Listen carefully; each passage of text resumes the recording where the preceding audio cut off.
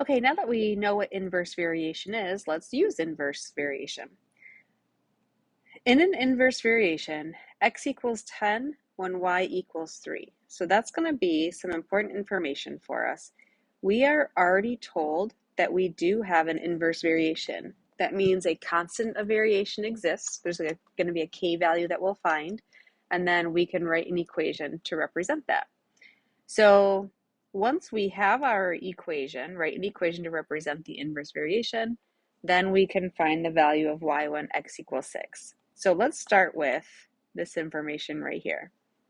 We have an inverse variation. We know that when x equals 10, we know that x equals 10 when y equals 3. So what we need is that k value. Your constant of variation is equal to x times y.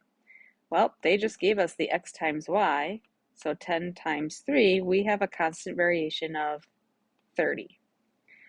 All right, so the equation to represent that, when it's asking for an equation, we want the equation solved for y. So we're going to say y equals k over x. That is our format for an equation. We just found our constant of variation is 30, so we'll plug that in. Y equals 30 over x. So that's our equation right there to represent the inverse variation.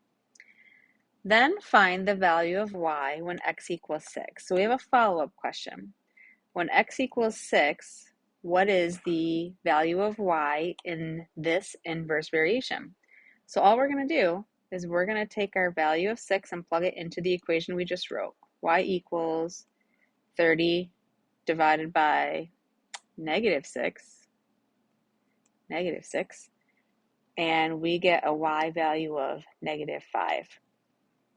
So when x equals negative 6, y equals negative 5 in this inverse variation. We could check our work to see if we think we got the right answer here. We know that our x times y is equal to the constant of variation. So is negative 6 times negative 5 equal to 30? And in fact, it is. So we can feel good that we didn't make a mistake there.